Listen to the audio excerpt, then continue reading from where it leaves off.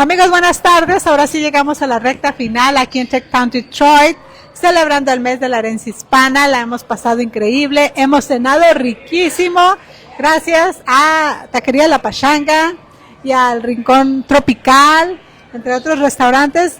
Hemos comido delicioso y bueno, ahora nos encontramos con Detroit Hispanic Development Corporation. Detroit Hispanic Development tiene sus raíces en la vibrante cultura de la comunidad del suroeste de Detroit, con la misión de marcar la diferencia, creando oportunidades que cambien la vida. Atienden a más de 5,000 jóvenes y adultos anualmente.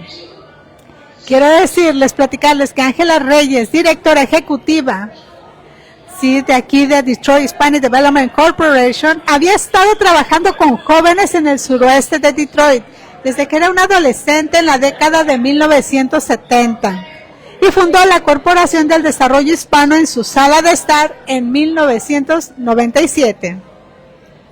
Bueno, pues ahora nos encontramos. What is your name, my friend? My name is Chloe White. Chloe? Yeah, Chloe. Chloe, bienvenido, welcome. Thank you. Mi pregunta ahora es, en el programa para niños y familias, ¿tienen educación familiar, clases de comunicación en el lugar de trabajo, en la comunidad y la familia? También tienen el asesoramiento de vivienda, de educación financiera. Yes.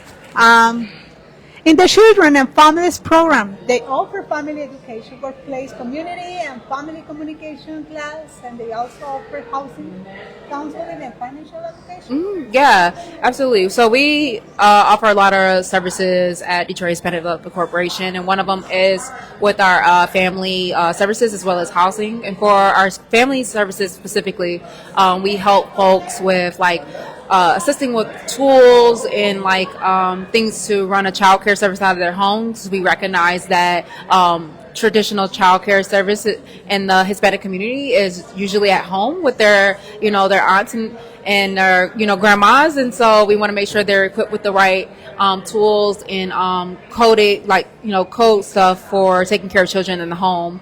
And then for the housing specifically, we help folks that are looking to get more information on how to purchase a home, or maybe they need some, legal assistance. So we connect them with folks that can help them if they're having trouble with their landlords or things like that. Because some folks do take advantage of folks that are renting. So we help with that as well, and a ton of other things. Yes, Claudia. Yes, Chloe. Claudia tiene programas para jóvenes, Academia de Artes Urbanas, Centro de Tecnología para Adolescentes de Pets By, programa de verano para jóvenes, programa de becas para jóvenes embajadores y el Centro de Robótica e Ingeniería en Detroit.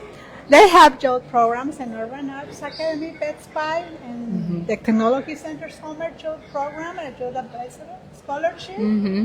Program in Detroit Robotics and Engineer Center. No? Yeah, that's a mouthful, right? So that's how we got started. That's how Detroit Hispanic Development got started, with centering the youth, but also to combat gang violence in Southwest Detroit. And the heart of what we do is for our youth. And with our youth programming, we have after-school programming. We do summer programming as well. We also have a robotics hub where 12 schools come in. They're able to build their robots in the space that's actually, I think, one of the largest ones in Michigan, maybe nationwide probably, where we get to house 12 other schools. Also for the Teen Tech Center that's sponsored by Best Buy, children have the opportunity to learn about 3D printing, as well as animation on the computers, a ton of stuff. They know how to work with the computer. We have a recording studio, we have a green screen room, so they are able to develop a lot of skills around STEM. Yes, es que a little introduction, yeah.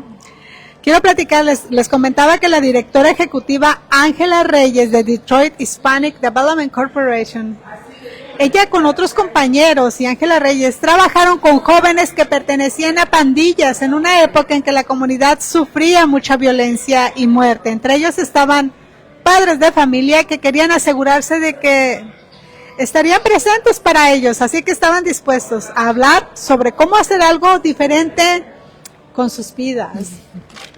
Claudia, in the adult program, they have the case management process, tattoo removal program, and freedom, and entrepreneur, and wealth management. En el programa para adultos cuentan con el proceso de gestión de casos, programas de eliminación de tatuajes, freedom, emprendimiento y creación de riqueza.